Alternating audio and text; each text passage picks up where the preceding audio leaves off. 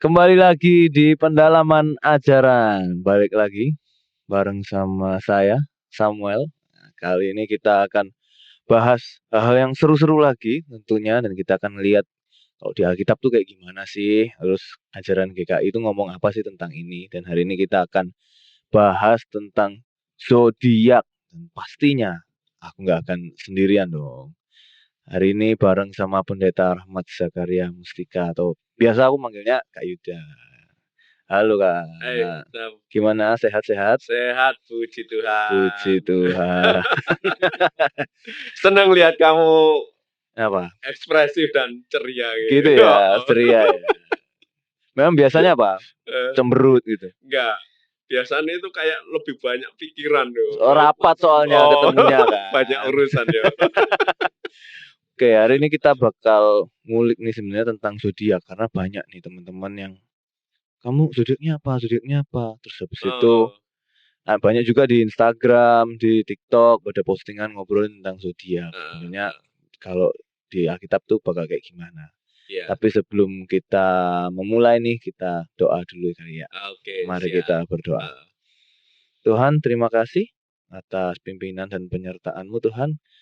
Kali ini kami akan bersama-sama membahas dan belajar dalam pendalaman ajaran ini tentang zodiak Tuhan, biar Engkau yang pimpin agar konten ini dapat menjadi berkat buat banyak orang. Terima kasih Tuhan, dalam nama Tuhan Yesus kami bisa berdoa. Amin. Amin. Nah, sebenarnya kalau kita ngomongin tentang zodiak ini ya, Iya. itu kan ada antara astrologi sama astronomi kan. Betul. Nah, itu sebenarnya apa sih yang bedain pastinya itu ya? Iya. Sebenarnya kalau astrologi, zodiak itu Lebih ke astrologi ya. Cuman astrologi sama astronomi itu sebenarnya sama-sama belajar tentang benda-benda langit, terutama bintang gitu ya. Pergerakannya, formasi-formasi gitu ya. Betul. Nah, hanya saja sekalipun begitu ada perbedaan. Kalau astronomi itu lebih ke arah mempelajari konstelasinya. Jadi perputarannya seperti apa, kemudian keterkaitan satu bintang dengan bintang yang lain seperti apa gitu. Nah, kalau astrologi itu mempelajari dampak dari konstelasi itu terhadap kehidupan manusia. Khususnya sebenarnya awal-awal itu sih lebih terkait dengan peruntungan. Dengan nasib gitu. Ya, biasanya di majalah-majalah, di koran itu kan. Kalau zodiak ini percintaan gimana, keuangannya gimana. Itu. Itu banyak yang percaya tuh ya orang-orang itu berarti. Kalau pengalaman saya sih antara percaya dan tidak begitu. Jadi sebagian membaca itu karena percaya. Gitu. Percaya dalam arti benar-benar mengandalkan itu. Sampai misalnya hari sialnya hari Selasa dan Kamis. Hari Selasa benar-benar nggak mau keluar rumah. Padahal di rumah dia sialnya. Siram panci, air panas ya. Iya gitu. Nah, tapi ada yang ini baca itu ya just curious aja gitu. Karena ada rubrik itu ya dibaca aja. Seru-seruan, asik nih gitu. Nah, kira-kira ekstrimnya dari ujung ke ujungnya, dari kutub ke kutubnya kayak gitu. Iya, apalagi kan kalau sekarang nih anak-anak sekarang pada sering itu jadi bahan obrolan, terutama kalau baru kenal kamu zodiaknya apa. Iya. Jadi tetap memang harus diakui ada aspek sosialnya dalam pengertian yaitu bahan obrolan gitu. Kayaknya kalau nggak ikut baca itu lalu nggak ngerti zodiakmu apa sih? Wah, zodiakku apa ya? Jadi anak jadul banget gitu. Kamu lahir tahun berapa sih gitu kira-kira ya. Jangan-jangan yang lagi nonton ini nggak tahu zodiaknya apa. Cobalah Iya. dicari tahu lah, boleh lah. Kan cuman buat tahu aja biar bisa jawab kalau ditanyain. Ya, nah itu nanti mungkin jadi bahan Obrolan juga gitu. ya. Kalau dalam Alkitab tuh sebenarnya kayak gimana ya? Ada juga nggak? Ada dong. Ada karena gini ya. Yang pertama harus kita ingat itu begini. Semua itu diciptakan oleh Tuhan. Jadi Alkitab juga bicara. Ya. Itu menurut saya asumsi pertama yang harus ada di benak kita. Bahwa ketika kita berbicara tentang bintang, segala macam bintang itu, kita harus ingat itu adalah ciptaan Tuhan. Ya. Nah, karena ciptaan Tuhan, maka bintangnya itu sendiri tidak buruk. Karena Tuhan menciptakan itu dalam kondisi yang baik adanya.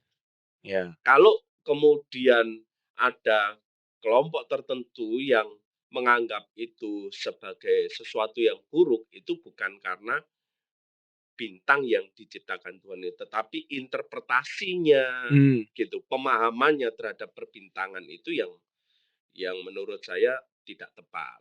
Oke. Kalau ayatnya gitu ada nggak? Misalnya ya, yang saya ingat ya, Mazmur misalnya ya, Mazmur pasal 8. Mazmur pasal 8 itu berbicara tentang kemuliaan manusia. Gitu ya. Maksudnya kemuliaan manusia itu sebenarnya hina, kemudian begitu dikasih Allah sehingga mulia. Begitu. Nah, pada waktu Daud berbicara tentang kemuliaan manusia itu, yang tadi berangkat dari kesadaran diri bahwa sebenarnya aku itu hina. Nah, tapi kemudian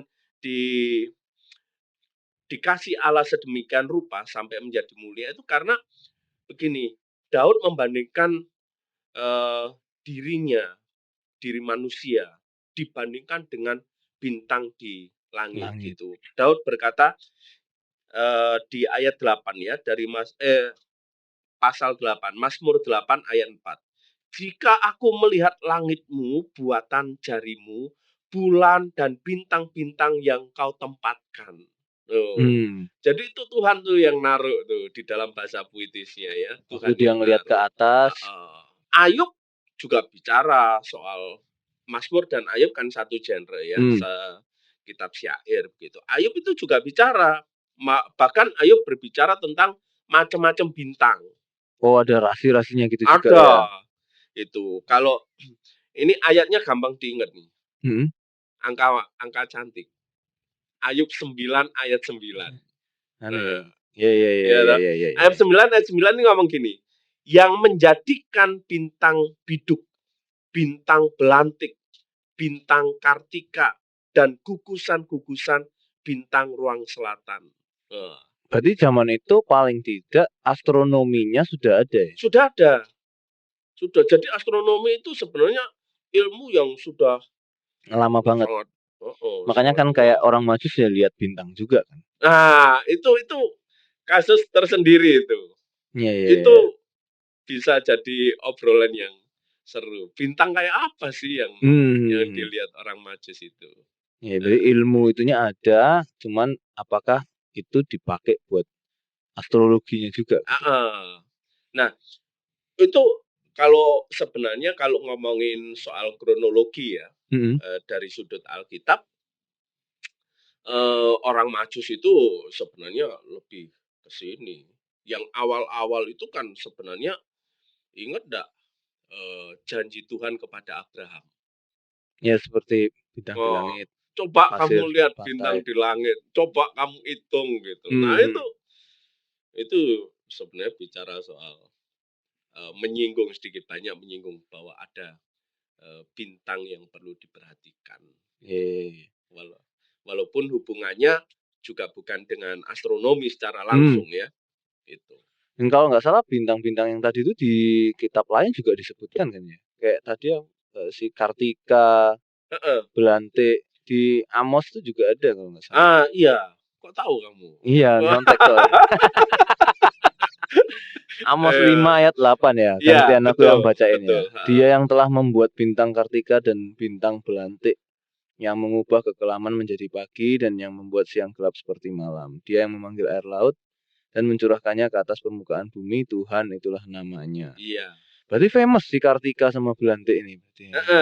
Jenis bintang sebenarnya ada yang menyamakan bintang belantik itu dengan rasi tertentu zaman sekarang. Hanya Iya, iya, saja iya. penamaannya berbeda. Cuman itu ya masih debatable lah. Gitu. Bukan bintang kejora ya.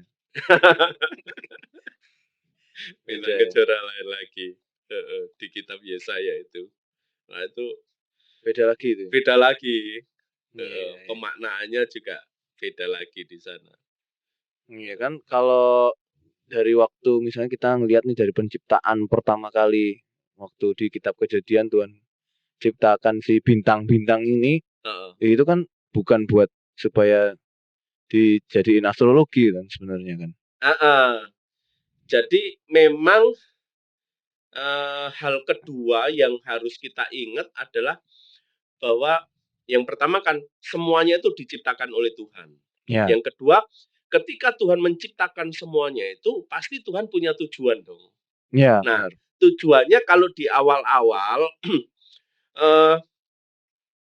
di dalam kitab Kejadian, kalau kita kembali ya, coba kita perhatikan Kejadian pasal 1 ayat 14 ya. Kejadian pasal 1 ayat 14 bunyinya begini. Berfirmanlah Allah, jadilah benda-benda penerang pada cakrawala untuk memisahkan siang dari malam.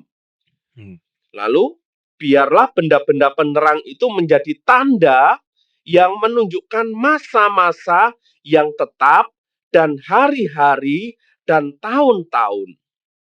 Ya, itu bunyinya di Kejadian pasal 1 ayat 14. Jadi Tuhan menciptakan benda-benda penerang itu sebenarnya untuk menjadi penanda waktu. Tanda ya. Penanda waktu. Nah, akhirnya kan kemudian di dalam perkembangan ilmu yang manusia kan kita kemudian mengenal kalender. Iya, iya. Nah, kalender kan dari situ, walaupun ada macam-macam ya kalendernya, ada yang berdasarkan lunar gitu. Yang lunar aja kita kenal beberapa dan macam kalender. geser kan kalau nggak salah kalau lunar ya. Iya, gitu. Tapi kan juga ada kalender yang berdasarkan bulan gitu. Nah kalau dulu kan waktu kecil nih waktu baca ya, ayat ini kan kita mikirnya oh perbedaan waktu ya udah 1 malam 1 siang doang gitu ya.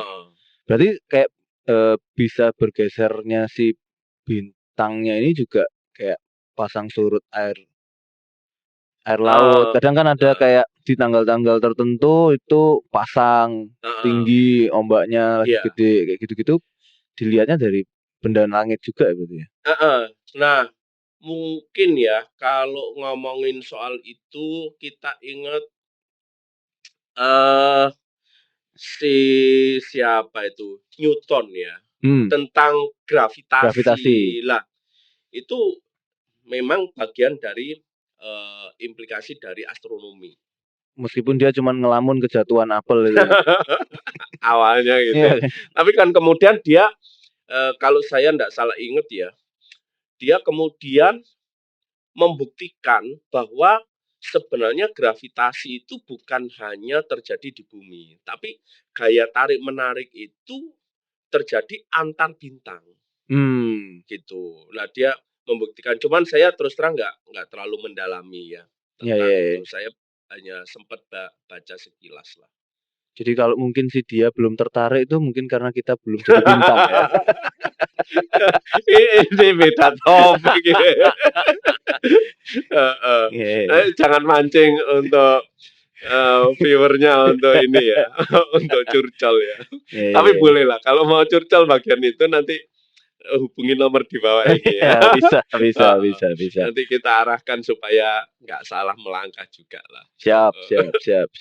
Iya. Nah selain itu kan ya kayak si orang Majus tadi mereka kan lihat jadi penunjuk arah juga ya. Penunjuk arah. Itu kayak gimana ya kan kalau itu kan dia bintang ngasih tahu titiknya di mana. Sedangkan kalau kita ngelihat ke atas kan juga ya bintangnya ya di situ-situ aja. Apalagi sekarang kita jarang loh bisa lihat bintang kan. Heeh. Dari dulu memang Eee, dipakai atau kayak iya, gimana? Memang dipakai? yang saya tahu terutama para pelaut ya. Para Hmm. pelaut itu menggunakan bintang, rasi-rasi bintang tertentu untuk menunjukkan arah. Misalnya, bintang Ursa Mayor yang kayak rusa besar itu ya. Mhm. Nah itu juga. Kemudian ada bintang yang dalam bentuk, rasinya itu dalam bentuk seperti layang-layang Mmm. gitu, namanya lain-lain ya, eee, bintang rasi bintang Orion, Iya iya iya, itu juga Orion. dipakai untuk menunjukkan arah barat, kalau Orion. Oh. Nah saya ingat di Jawa, Mhm. itu juga, ada orang-orang yang sebenarnya nama, yang lebih famous di bahasa Indonesianya rasi bintang Scorpio. Mhm. Nah, itu, kalau Scorpio itu kan bisa berada di barat, bisa berada di timur, gitu. Oh. Nah, itu punya nama sendiri kalau di Jawa. Kalau dia Scorpio-nya itu lagi di timur, disebutnya lintang Klopo Doyong. Klopo doyong, klopo Eee, kelapa itu? heeh, karena bentuknya kayak pohon kelapa yang Tapi miring gitu, miring? heeh. Oh. Nah itu kalau di timur dia disebutnya gitu, tapi kalau dia di barat, dia disebut lintang banyak angrem. Banyak banyak itu bukan arti Iya iya, jumlah, banyak tetapi binatang? binatang kayak angsa gitu. Angrem Mhm. itu mengeram. Nah, Oh, kira-kira begitu. lagi ngeremin telurnya gitu ya? Heeh, lah itu juga jadi penunjuk arah. Kalau selain jadi penunjuk waktu sama arah, ada fungsi lain lagi nggak maksudnya, yang memang Tuhan ciptakan si bintang ini? Nah, ini yang menurut saya juga yang paling penting ya. Kita harus ingat bahwa bintang atau apapun ciptaan itu, termasuk bintang di dalamnya, itu tentunya diciptakan Allah itu untuk kemuliaan nama Allah sebenarnya. Untuk Hmm. memancarkan, menceritakan, ini bahasanya Mazmur juga, Mazmur 19 ini ayat yang terkenal kan. Mazmur 19 itu ngomong, "Langit menceritakan kemuliaan Allah," gitu. Iya iya iya Ya iya. kan? Hari meneruskan kepada hari gitu. Cakrawala memberitakan pekerjaan Allah. Nah itu jadi semua yang diciptakan Allah itu untuk mengekspresikan, memancarkan kemuliaan Allah. Hmm. Sehingga kembali lagi ke Mazmur pasal 8 tadi, ketika pemazmur berkata, "Jika aku melihat langit buatan jari tanganmu, wah, Iya. siapa aku manusia ini?" Gitu. Padahal langit pakai firman, nggak pakai jari tangan. Ah, iya, ini bahasanya memang bahasa puitis ya, kitab-kitab syair itu. Nah, jadi semuanya termasuk bintang-bintang itu diciptakan untuk memuliakan Allah. Hmm. Sehingga harusnya ketika kita melihat semuanya itu, ya kita melihat kemuliaan Allah, bukan melihat, "Oh, nasibku ya opo ya?" Gitu. Nah, modelnya Oke, kira-kira iya iya begitu. iya. Ya. Jadi tujuannya untuk memuliakan Allah. Jadi bukan bukan untuk disembah, yang disembah ya harusnya Allah, bukan bukan Bukan apa menggantungkan yang yang diciptakan itu, diciptakan itu ya? heeh, gitu. Oke. Nah, terus kalau misalnya nih orang-orang yang memang pelaku astrologi nih, bukan Heeh, astronom ya, kalau heeh, astronom kan mereka ilmiah kan. iya Yang para pelaku astrologi ini di Alkitab, ngomongnya kayak gimana nih iya. untuk mereka? Kalau kita melihat hubungannya dengan tujuan Allah Mhm. menciptakan semuanya itu, maka otomatis Allah melarang. Oke. Allah melarang sebenarnya gini, kalau saya melihatnya begini, ya di dalam kemahatauan Allah, Allah mengerti tendensi manusia yang sudah jatuh dalam dosa itu. Eee, kepo, kemudian ya sepertinya kalau bisa mengetahui sesuatu yang rahasia itu kayaknya wow Hebat gitu, gitu ya? heeh. Nah, semuanya itu kan membuat manusia pengen tahu masa depan apa, aku ini sebenarnya bagaimana sih. Nah, Mmm. Allah mengerti itu maka kemudian Allah mengingatkan supaya manusia jangan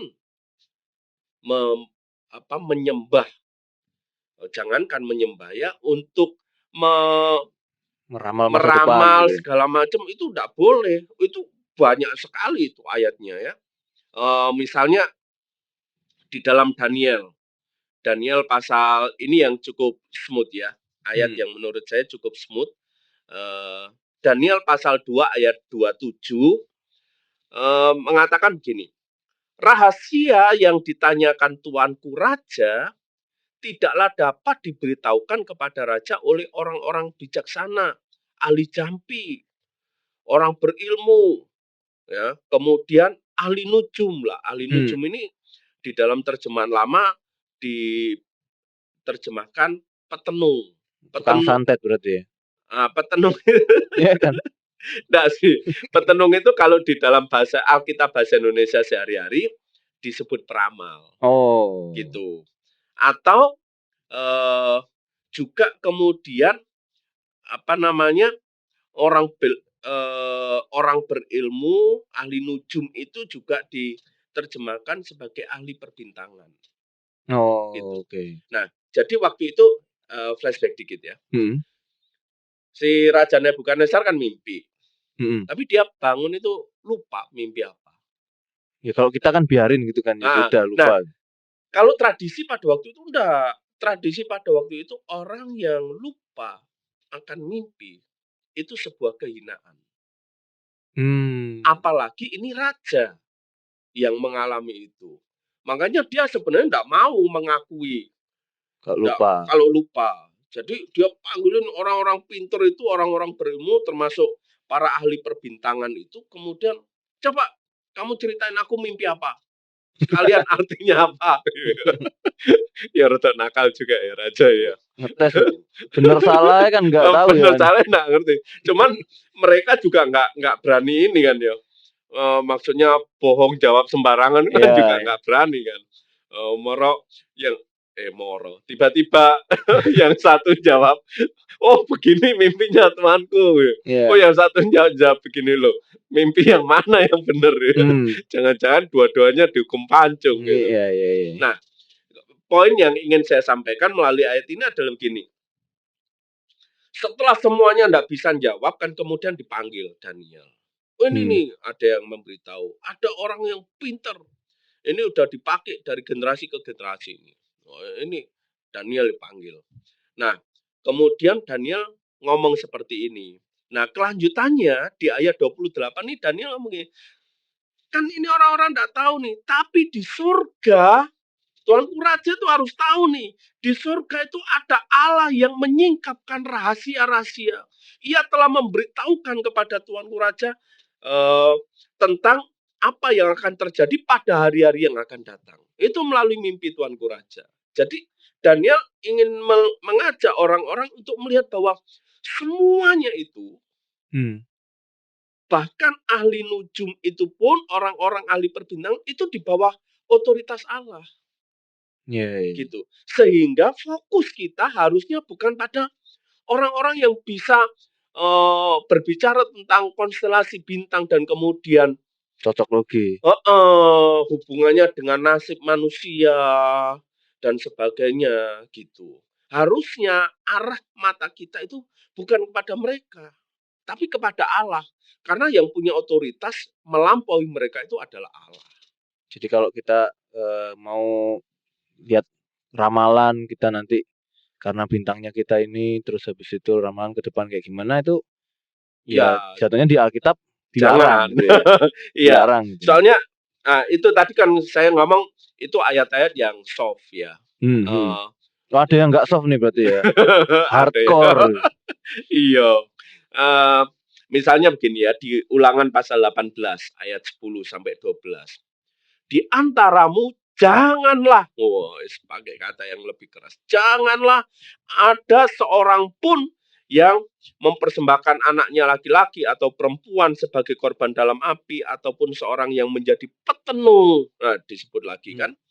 Jangan ada seorang yang menjadi petenung, seorang peramal, seorang penelaah, seorang penyihir, seorang pemantra, ataupun seorang yang bertanya kepada arwah atau pada roh peramal, atau yang minta petunjuk pada orang-orang mati, Sebab setiap orang yang melakukan hal-hal itu adalah kekejian bagi Tuhan. Dan karena kekejian itulah Tuhan menghalau mereka dari hadapanmu. Mereka itu siapa? Mereka Orang-orang itu ini tadi. bukan. Oh, bukan. Mereka itu adalah orang-orang Kanaan. Jadi ini ceritanya kan orang Israel itu mau masuk ke tanah perjanjian Ya. itu. Lah di tanah perjanjian kan sudah ada Orang asli orang-orang situ. Kanaan itu, penduduk yang sebelumnya itu. Nah, masuknya Israel ke Kanaan itu sebenarnya merupakan bagian dari penghukuman Tuhan atas dosa orang Kanaan. Nah, dosa-dosanya itu banyak, tapi salah satunya adalah percaya pada bintang-bintang itu. Padahal bintang-bintang itu sekali lagi adalah ciptaan Tuhan.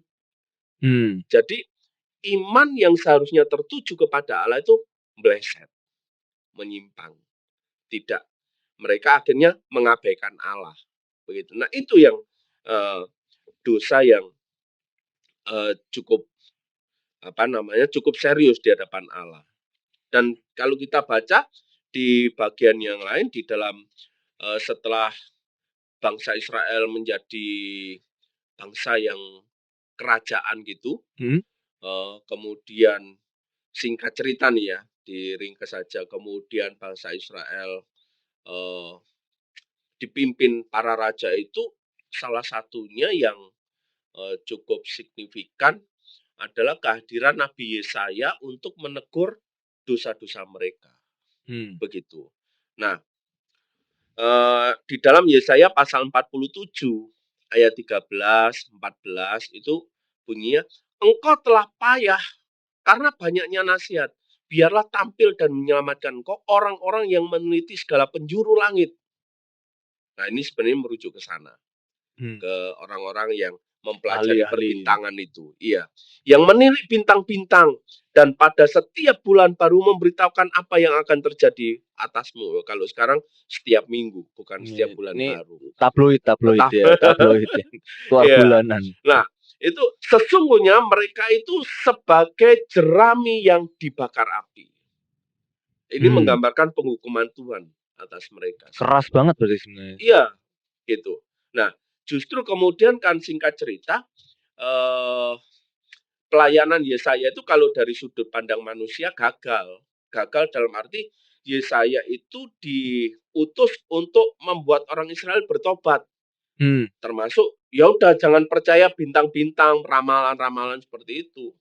Tapi ya akhirnya nggak ada yang bertobat, makanya kemudian orang Israel dihukum, ditawan, dikalahkan oleh bangsa lain itu. Nah, kira-kira gambarannya seperti itulah. Jadi kita harus ingat bahwa para penyembah bintang, termasuk ketika kita percaya kepada ramalan-ramalan perbintangan itu, sebenarnya itu orang-orang yang dimurkai oleh Tuhan. Tuhan nggak senang dengan itu. Dan Tuhan sudah kasih banyak sekali warning-warning tentang. Ya, apalagi kan kayak di zaman itu udah dari zaman sebelumnya, waktu di Ulangan itu sudah dikasih tahu, sampai ke Yesaya ini kan ya ratusan tahun dan itu masih ada, dan bahkan malah jadi ada tabloid yang keluar setiap bulan ini kan, ada orang yang ngasih tahu tiap bulan kan. Nah, benar-benar kayak dilakukan sebagai ramalan gitu. Dan kayak malah bisa jadi yang melakukan itu kan jadi dari orang Israel itu sendiri. Iya. Jangan-jangan seperti itu. Berarti kan levelnya dia bukan lagi pengguna. Pengedar ya. Iya. Jadi dia yang pengedar gitu ya. Kira-kira gitulah levelnya ya. Kalau bilang kenapa sih kok sampai dilarangnya sebegininya sih? Kayaknya kan simple ya. Masa sih segini aja kok penghukumannya sampai segitunya, gitu kan ya. Nah sebenarnya di dalam tindakan yang kelihatannya simple itu ada dosa yang besar sebenarnya ya. Jadi dosa itu kan pengertiannya, kalau Alkitab dalam bahasa Ibrani-nya sih ada beberapa istilah ya. Dalam bahasa Yunani juga ada beberapa istilah tentang dosa gitu. Tapi untuk sesi kali ini saya pikir saya tidak akan membahas itu. Mungkin di kesempatan lain saya akan bicara soal itu ya. Nah, dosa yang besar itu adalah begini, ketika kita percaya kepada bintang-bintang itu, sebenarnya kan kita berarti tidak percaya lagi kepada Allah. Padahal Allah yang menciptakan, Iya, gitu iya, loh. iya. Loh Pak, kan gini, kalau yang muda-muda manggil, Kak Yuda kan itu ya cuman incip-incip lah, dikit-dikit lah gitu loh. Iya. Ya saya ngomong, ya oke kalau kamu pakai istilah itu ya berarti kamu kasarannya kan gini, ya ini kan aku percaya ini cuma 10%, percaya Tuhannya kan 90%, masih banyak ini dong. Ya sama aja dong dengan menduakan Tuhan gitu. Iya, dan Tuhan jelas Udah jelas itu. ngomong nggak suka Nggak kalau suka. didoakan kayak gitu. Iya. Nah, menurut saya yang pertama itu. Yang kedua, pengaruh dari semuanya itu adalah yang lebih esensi dalam diri kita ini adalah begini. Sebenarnya arah hidupmu itu mau kemana sih? Kamu mempercayai bintang-bintang, ramalan-ramalan itu sebenarnya membuat kamu itu mengarah kemana hidupmu. Oke. Padahal tadi kan juga saya sempat singgung. Tuhan menciptakan kita itu untuk apa? Tuhan menciptakan kita itu untuk kemuliaan Tuhan. Itu bukan berarti Tuhan egois loh ya. Maksudnya begini. Kalau kita mencari kehidupan yang mulia atau mencari kemuliaan di dalam kehidupan ini, kita harus ingat kemuliaan kita yang sejati itu hanya ketika kita bersekutu dengan Tuhan. Ya, oke. Itu. Jadi bukan Tuhan egois, tapi kita akan mendapatkan kemuliaan sejati ketika kita berada bersama-sama dengan Tuhan. Dan itu harusnya jadi tujuan hidup kita. Gitu. Jadi arah hidup kita adalah tertuju kepada Allah. Nah, ketika kita percaya perbintangan, ramalan, dan sebagainya, apakah semuanya itu membuat kita semakin terarah kepada Tuhan? Oke. Gitu. Nah, kalau arah hidup ini tidak semuanya itu tidak membuat kita semakin terarah kepada Tuhan, ya berarti kan ini membuat kita menyimpang. Nah, kalau ini membuat kita menyimpang dari tujuan hidup kita, lalu buat apa gitu loh? Itu kan berarti membuat hidup kita menjadi tidak efektif, tidak Ya, ya, maksimal ya. gitu loh, nggak efisien gitu. Nah, jadi hal kedua yang perlu diingat adalah itu arah hidup kita mau Kita kemana? naruh arah hidupnya kemana ya? Apalagi kan kalau biasanya orang yang pengen tahu ramalan-ramalan bintang itu karena pengen mengeliminasi ketidakpastian akan hari esok. Ah, Nah, padahal ya berarti kan dia khawatir nih kayak Tuhan sudah bilang jangan betul. khawatir, ada Tuhan yang Oh, pimpin, kenapa kamu jadi tetap khawatir terus wah, malah tanya bintang gitu kalau berarti. semua generasi muda ingat firman Tuhan kayak kamu gini ya, wah itu luar biasa, bro. Ya semoga lah ya. Iya, ini penting. Soalnya gini, itu menyiratkan bahwa eh saya ingat satu poin gini. Jadinya kan sandaran hidupmu itu siapa? Gitu. Ya memang tetap relate sih dengan poin yang sebelumnya tadi kita bahas itu tetap relate. Eh jadi kalau tujuan hidup kita memuliakan Tuhan, maka sebenarnya Tuhan juga akan mengawal hidup kita. Kita tidak perlu sandaran yang lain. Iya, iya, Kita iya. hanya perlu bersandar pada Tuhan. Yakobus itu pernah ngomong gini, mengingatkan, udahlah jangan terlalu mengandalkan kekuatanmu, pengertianmu, kehebatanmu, pengalamanmu, sampai kemudian kalau kamu merencanakan, aku besok mau pergi ke kota anu, gitu. Oh, aku akan begini-begini, rencananya akan begini-begini. Enggak, jangan kayak gitu. Sandaran hidupmu itu bukan pengalaman hidupmu. Sandaran hidupmu itu adalah Tuhan. Jadi sandaran hidup kita adalah Tuhan, maka ekspresinya adalah gini. Jika Tuhan menghendaki. Oh, Wah. Oh, sebelahan insyaallah gitu. Ya, kurang lebih lah. Nah, satu lagi Bro. Ini kan ada satu ayat yang juga terkenal kan. Ini juga di convert jadi syair lagu rohani. Bahkan ada beberapa versi mengatakan firman-Mu adalah berita bagi kakiku, terang bagi jalanku. Mazmur 119 ayat 105 itu ayat yang terkenal sekali. Jadi yang menerangi hidup kita itu, jalan kita itu apa? Gitu loh. Firman Tuhan. Panduan hidup kita itu firman Tuhan. Jadi sandaran hidup kita itu harusnya adalah Tuhan. Gitu. Kalau kita, tadi kamu sempat ngomong soal bingung, pengen tahu. Katakanlah masa depan itu gelap, suram gitu. Kalau pengen tahu kenapa kok aku mengalami banyak masalah belakangan ini, apakah peruntunganku sudah buyar? Jangan gitu. Yakobus, kembali ke surat Yakobus ya. Yakobus pernah ngomong gini. Kalau kamu, ini saya terjemahkan ini ya, enggak ngutip langsung ya. Kalau kamu tidak mengerti tentang pergumulan hidupmu, datang pada Tuhan, minta hikmat sama Tuhan, supaya kamu mengerti persoalan-persoalan, pergumulan-pergumulan, pencobaan-pencobaan yang kamu alami.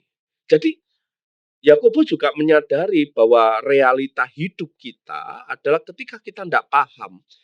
Maksudnya realita hidup kita itu ada realita yang kita tidak bisa mengerti.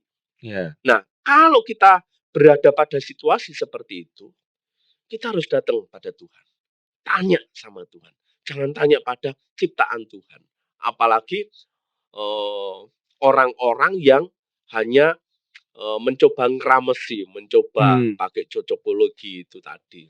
Ketik Rex pasti Tuhan gitu harusnya. Ya, kira-kira gitu.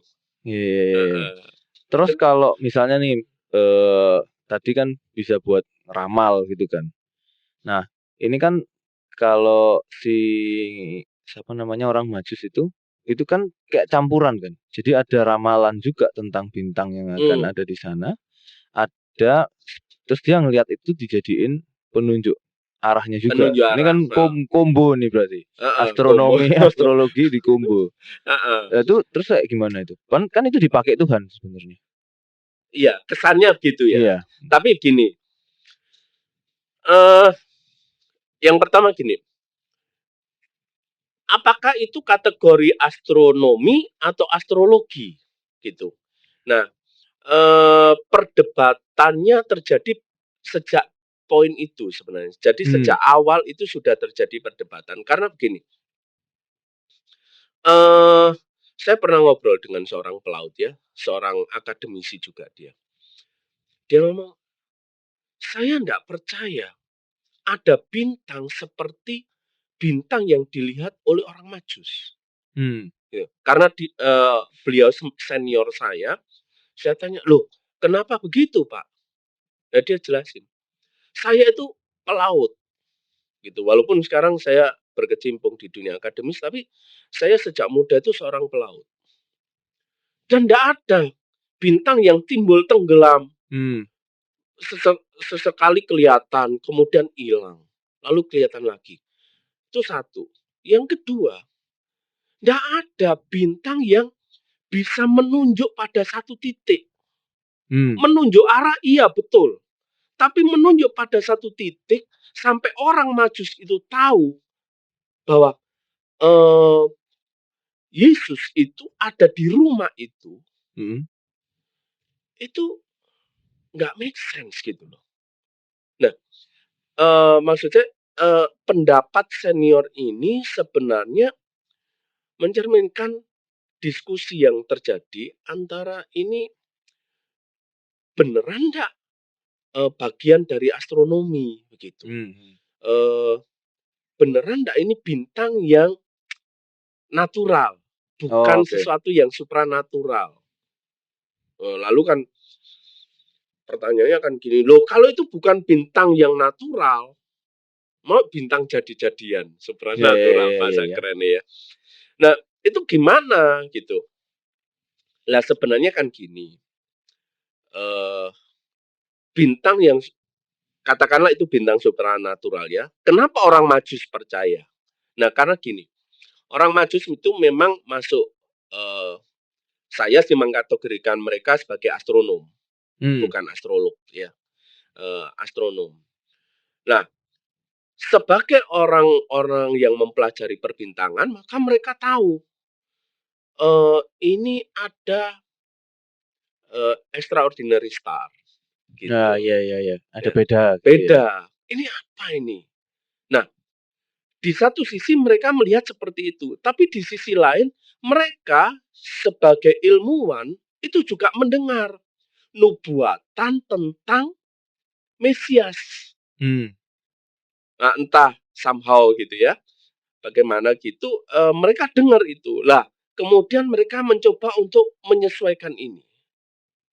Lah itu di dalam pengetahuan mereka ya, di dalam knowledge mereka ada perjumpaan antara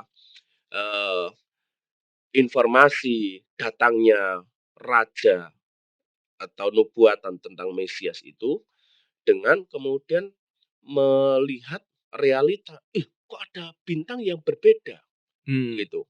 Nah, kemudian mereka mencoba menghubungkan itu.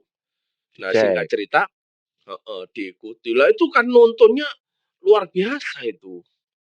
Kan Perjalanan jauh bukan juga. iya, bukan sekedar menunjukkan arah bagaimana ya, Hmm. gitu kira-kira.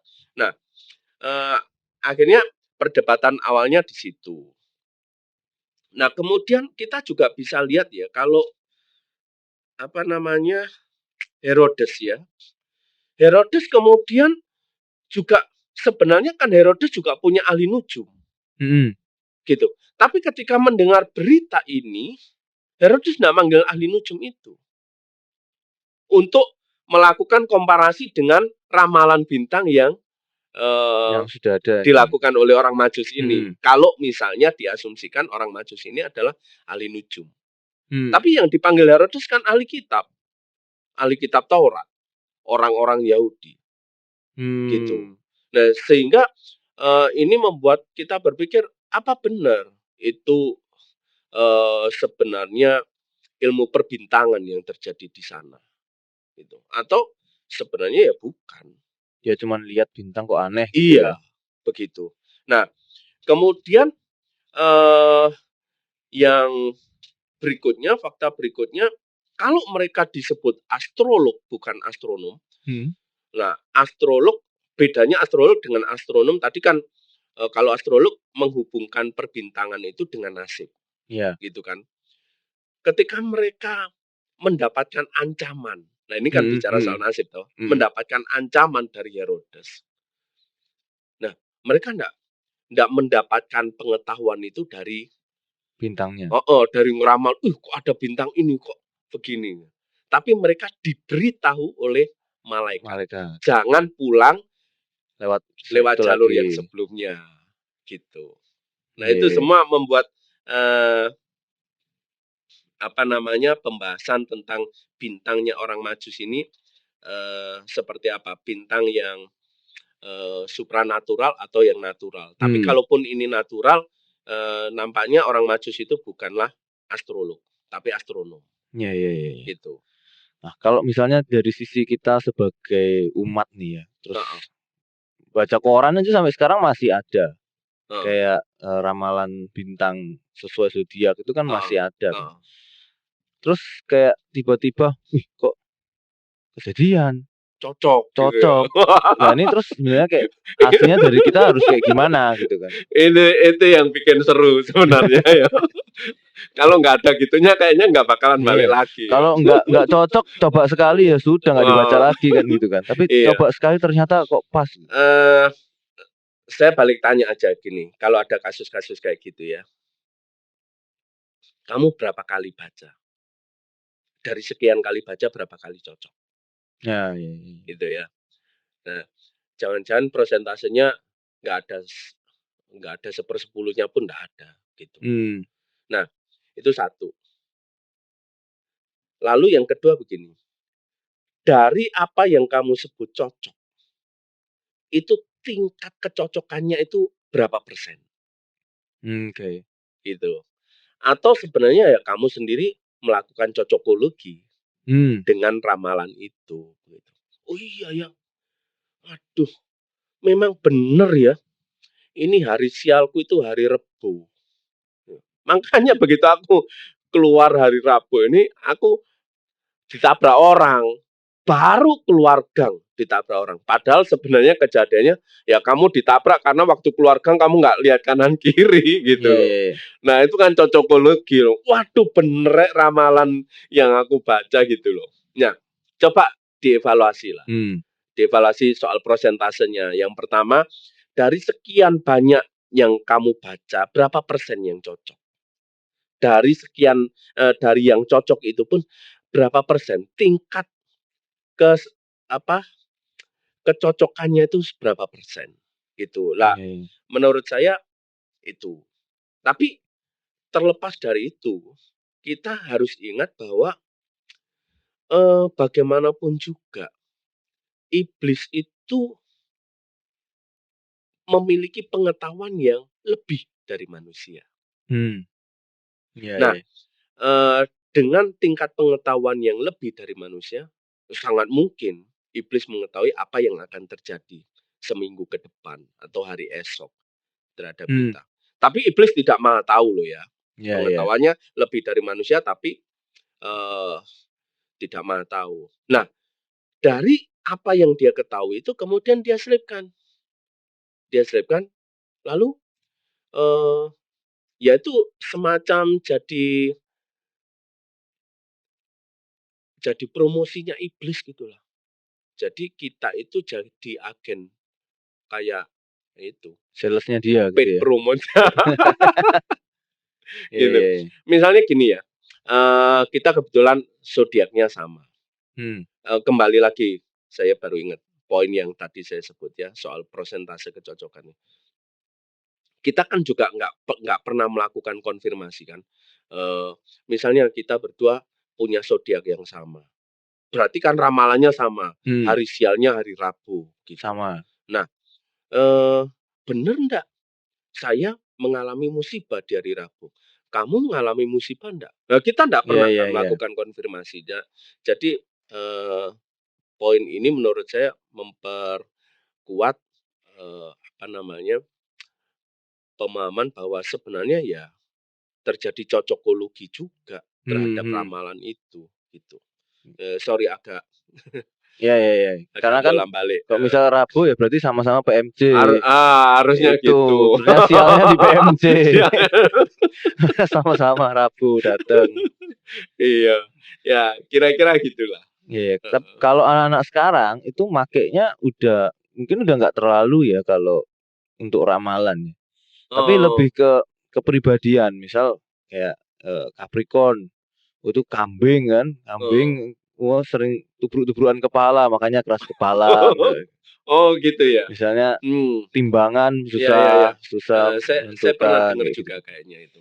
Dan itu banyak tren kayak waktu itu awalnya kalau nggak salah Amazing itu di Instagram dia keluarin story gitu ya isinya misalnya Aries orangnya gini gini gini gini. Hmm. Sama kayak yang lain-lain kan juga ada kan kayak yang golongan darah lah apa, tapi kan Heeh, zodiak ini karena lebih common dan banyak orang heeh. yang pakai, jadinya oh emang aku orangnya kayak gini. Apalagi kalau buat jodoh misalnya Aries cocoknya sama apa kayak Oh, gitu. mhm.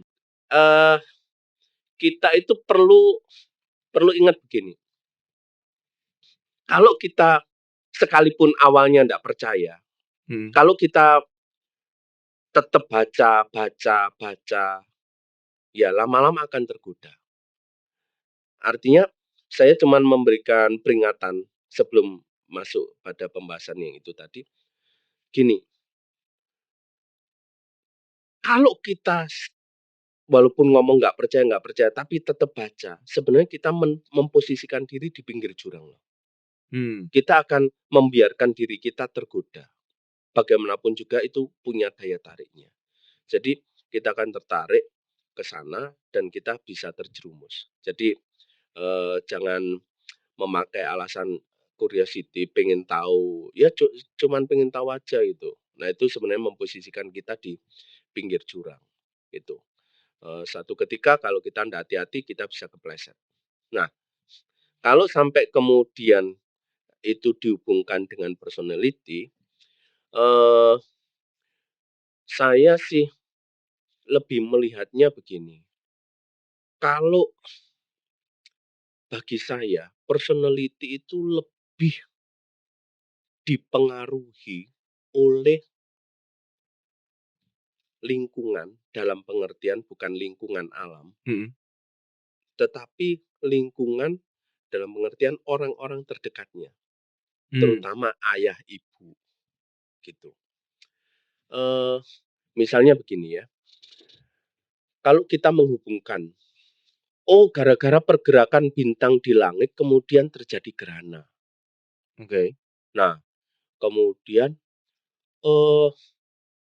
gerhana itu gelap dan itu membuat gelap, suram, menakutkan. Itu membuat orang-orang yang lahir pada masa gerhana itu akan menjadi orang-orang yang penuh ketakutan, kecemasan, gitu.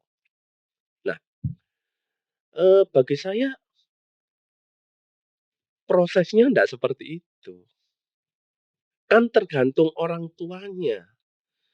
Kalau misalnya orang tua yang memiliki proses bernalar yang benar, yang baik,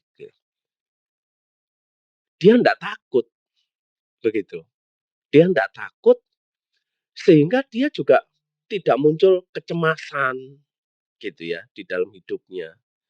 Ya, otomatis dia tidak akan mengajarkan kecemasan, rasa takut itu kepada kamu.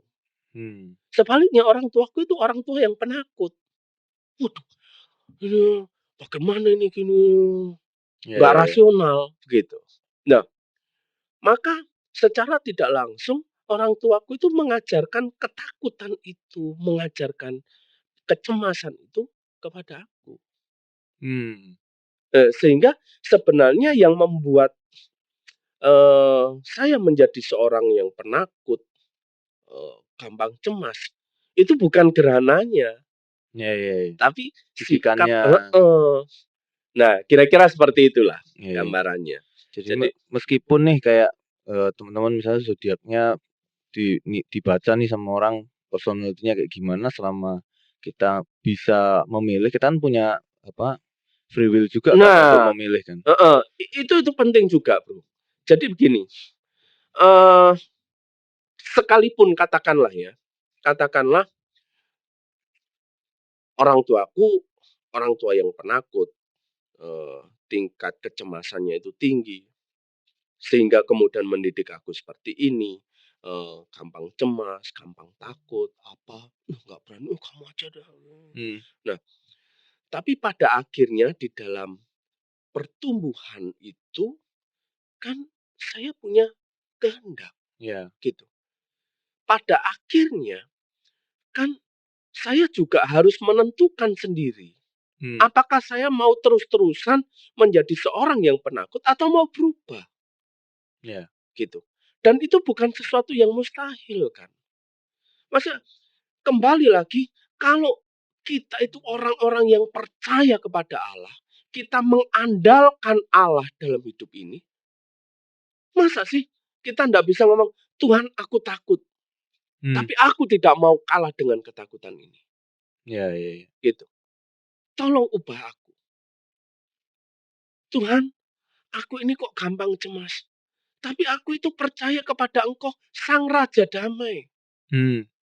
Kecemasan ini merenggut damai sejahteraku. Tolong Tuhan, ubah aku. Masa Tuhan tidak sanggup mengubah kehidupan kita? Ya, jadi betul sekali itu, kita itu punya kehendak. Dan harusnya kehendak itu kita gunakan untuk terus memperbarui hidup kita. Tentu saja bersama Tuhan ya. Kasarnya kalau kita minta dirubah pun, misal secara karakter kita ada jeleknya apa, kita minta dirubah ya masa nggak bisa kan. Jangan Jangan jadikan legitimasi Iya, dong. iya, Oh, iya. aku ini lahirnya tanggal sekian, Capricorn gitu. Aku ya jadi orangnya ya stubborn gitu. Gak bisa dituturi. Loh lah kalau kamu mengunci kayak gitu, ya mau gimana lagi. Kemudian nanti eh apa? Oh, aku bintangnya ini. Makanya aku itu mudah jatuh cinta gitu. Oh, setelah menikah pun aku masih jatuh dalam berbagai macam godaan seksual gitu misalnya. Ya Jadi maklum lah gitu. dijadiin pembenaran gitu ya. Jadiin pembenaran. Loh ya masa gitu sih. Wah, ini perlu belajar baca Roma pasal 6. Soalnya banyak juga yang kayak gitu, jadi dipakai untuk pembenaran. Ya aku gini karena bintangku ini. Gitu. Enggak, harusnya enggak gitu ya. Padahal kan itu pilihan kamu bisa bintangku ini makanya aku males. Betul. Ya bisa enggak kan? Iya, betul gitu. Jadi Iya. dan sekali lagi harus ingat ada Tuhan yang jauh lebih berkuasa, Iya. jauh lebih powerful daripada habit kita, daripada ini apa pengaruh orang tua kita bahkan. Gitu. Iya. Jadi mau lahir di zodiak apapun selama ada Tuhan, Tuhan mau bentuk kita kemana ya Iya, tetap ikut Tuhan ke situ kan. Mau sudah dilahirkan seperti apapun kok Tuhan mau ubah ya bisa berubah juga. iya, betul. Nah, kalau misalnya nih dari semua yang nonton nih pada masih bingung mau apa ya boleh lah tanya-tanya lagi berikutnya mungkin setelah ini kalau masih bingung kan Tanya boleh nanti aja. Samuel akan siap untuk menjawab. Iya, tak jawab. Aku jadi astrolog aku. Ya, menurut bintang kehidupan Nika Ardila ya. Itu malam-malam aku sendiri. Loh, kok Ya. bisa tahu Oh, lagu itu? tahu dong. Iya. Boleh ada Iya, dikasih closing statement gitu Kak buat closing teman-teman statement ya. penonton. Jadi gini, eh yang pertama yang harus kita ingat, bintang itu dan semuanya adalah ciptaan Tuhan. Jadi harusnya percaya kita, arah hidup kita atau pandangan kita itu harus tertuju kepada Tuhan. Karena arah hidup kita akan ke sana. Itu sebabnya jangan percaya yang lain selain Tuhan. Dan Siap. biarlah dia jadi sandaran hidup kita. Amin. Amin. Siap. Ya. Jadi diingat ya, itu tadi pesannya diingat. Kita harus terus bersandar sama Tuhan, jangan sampai menggantungkan diri pada ciptaan-ciptaannya Tuhan. Iya. Oke, terima kasih Sip. banyak Kak. Hari ini kita Sama-sama. belajar banyak. Semoga yang nonton juga belajar banyak dan diberkati dari Amin. tayangan ini. Amin. Mungkin bisa tutup doa. Oke, kita doa ya. Bapak Surgawi, kami bersyukur untuk kesempatan yang indah ini di mana kami boleh mengulik sedikit tentang zodiak Tuhan dalam terang kebenaran firman-Mu, dalam perspektif iman kami kepadamu. Tuhan, biarlah apa yang sudah kami bicarakan ini sekali lagi boleh mengingatkan kami bahwa Engkau adalah pencipta segala sesuatu. Dan semua ini Engkau ciptakan untuk kemuliaan-Mu. Itu sebabnya tolong kami untuk berjalan menuju kepada kemuliaan-Mu. Tolong kami untuk hidup dengan tujuan untuk memuliakan Engkau saja. Segala sesuatu yang membuat kami tidak efektif di dalam memuliakan Engkau. Tolong kami supaya kami tidak membiarkan diri ditarik ke arah sana. Supaya kami boleh terus berjalan lurus untuk memuliakan Engkau. Kiranya kasih karunia-Mu saja yang terus menaungi kami, menaungi rekan-rekan sekalian yang menonton tayangan ini, supaya bisa hidupnya semakin tertuju kepada Engkau, semakin memuliakan Engkau. Dalam nama Tuhan Yesus kami berdoa. Amin. Amin. Terima kasih. Ya. Sampai ketemu di episode berikutnya. Iya. Dah.